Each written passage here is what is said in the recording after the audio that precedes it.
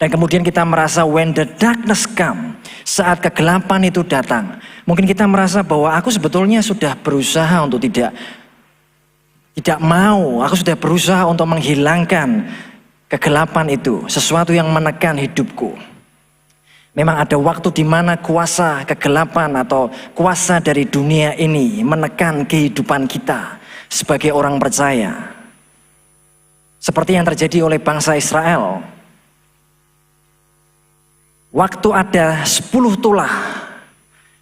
Kalau kita baca kisah bangsa Israel yang ada di Mesir dan ingin dibawa keluar oleh Tuhan dari bangsa Mesir.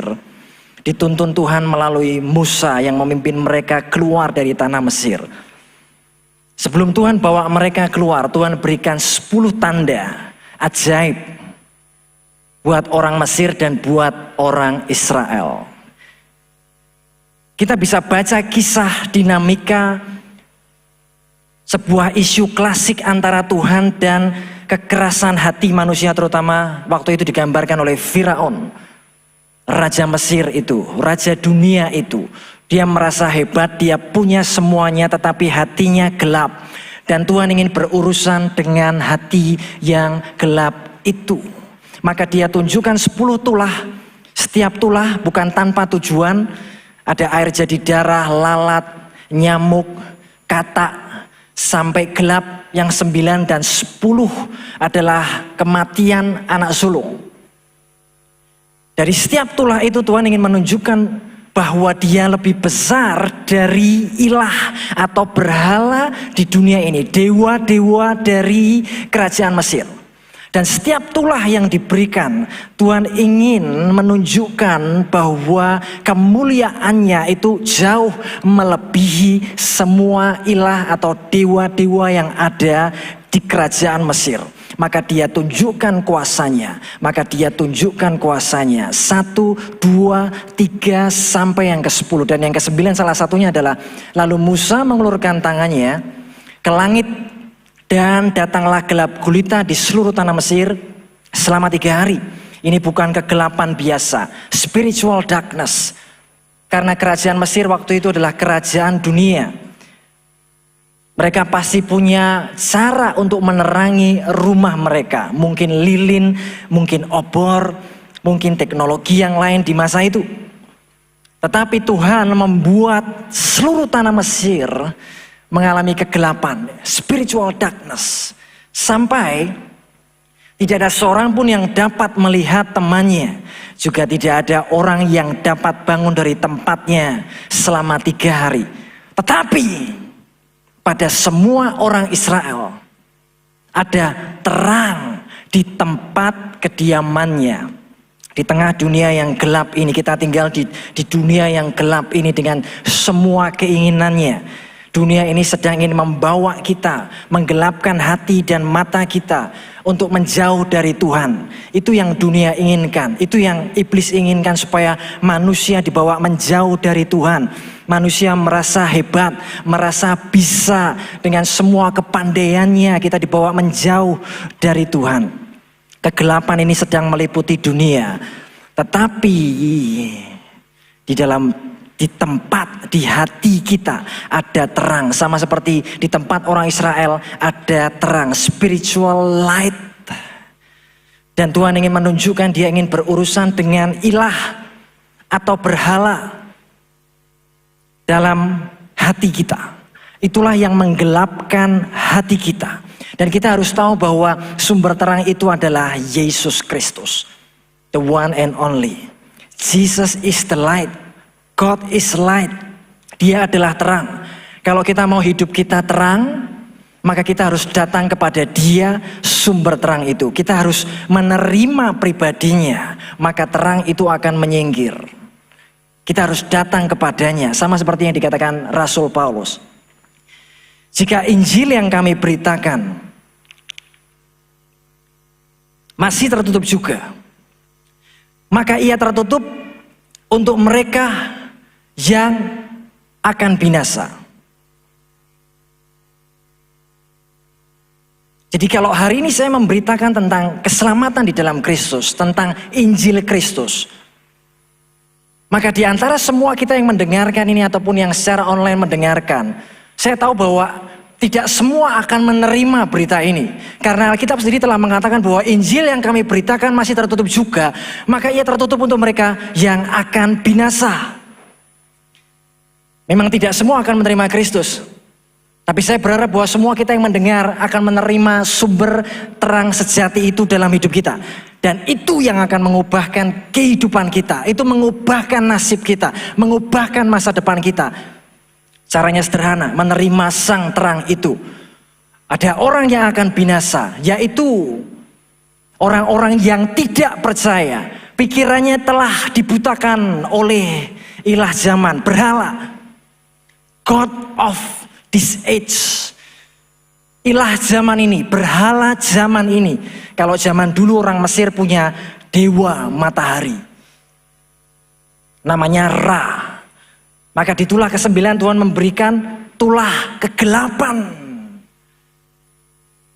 Karena orang Mesir menyembah dewa matahari. Tuhan ingin menunjukkan bahwa ada yang lebih besar dari matahari dan dewa-dewa kalian. Tepat di area itu Tuhan akan menunjukkan, He will show His glory. Dia akan menunjukkan terangnya tepat di area itu. Sehingga mereka tidak melihat cahaya Injil, kemuliaan Kristus yang adalah gambaran Allah. Masalahnya adalah, what's your idol? Siapa idolamu? Apa idolamu? Mungkin kita berkata bahwa aku nggak punya berhala apa-apa. Berhala di zaman modern ini bisa berbeda. Berhala di zaman ini, ilah zaman ini bisa berbeda dengan ilah waktu itu. Kalau ilah zaman waktu itu, mereka nyembah patung. Mereka menyembah dewa. Tetapi kita sekarang mungkin tanpa sadar kita bisa punya idol yang lain selain Yesus. Dan itu menentukan pujian dan penyembahan kita. Kata pujian itu sebetulnya dari makna dasarnya adalah value atau nilai. Siapa yang kita puji dan kita sembah, maka itulah yang kita berikan nilai tempat yang paling tinggi. Dan itu bisa kita lihat dari sekarang teman-teman, dari apa isi pikiran dan hati kita setiap hari. Bangun tidur, apa yang mengisi hidup kita? Selama kita melewati hari-hari kita, apa yang mengisi pikiran kita? Itulah berhala kita. Apa yang kita lakukan?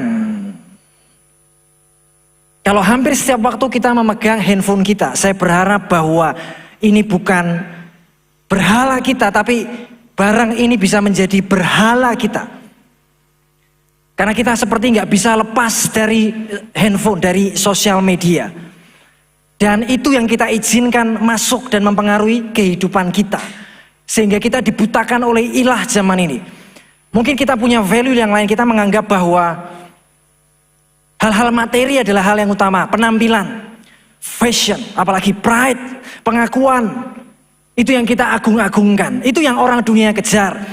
Tetapi orang yang di dalam Tuhan bukan itu yang dia kejar. Sekalipun Tuhan bisa memberikannya, yang kita kejar hanyalah pribadi Tuhan. Dan hanya dia yang sanggup untuk memberikan semua yang kita butuhkan. Menurut kekayaan dan kemuliaannya. Hanya dia yang bisa memuaskan kehidupan kita. Untuk itulah dia datang. Untuk berelasi, berkomunikasi, punya keintiman dengan kita. Karena Allah itu kasih, maka dia harus berelasi, dia harus menunjukkan kasihnya, dia harus menunjukkan terangnya kepada kita. Hanya bagi mereka yang mau percaya, membuka hatinya untuk sang sumber terang atau terang yang sejati itu bisa masuk ke dalam hati kita. Apa yang kita agung-agungkan? Followers? 1K, 2K, 4K, KK yang lain? Pride? Uang? Barang branded? Sepatu? Fashion? Gak ada yang salah dengan itu. Tetapi kalau kita taruh nilai hidup kita di atas dasar itu, maka itu akan unshakable. Nilai hidup kita sangat rapuh. Kalau kita dijauhin sama teman kita kecewa, kita marah, kita bisa menjauh dari Tuhan, kita bisa malas ngapa-ngapain. Berarti kita menaruh nilai hidup kita, value hidup kita dari pujian manusia. Dari pengakuan manusia. Seharusnya bukan itu yang kita kejar. Tetapi dari Tuhan saja. Kalau kita menaruh Tuhan di tempat yang pertama, berarti hati kita memberikan pujian dan penyembahan yang terbaik kepada Dia. Jangan izinkan ilah zaman ini menggelapkan hati kita. Jangan taruh nilai hidup kita dari sesuatu yang sangat rapuh dan mudah hilang. Uang, materi, apa yang bisa tampak. Karena apa yang tampak itu sementara. Tapi apa yang tidak kelihatan itu kekal. Itu yang harus kita kejar. The glory of God. Kemuliaan Allah.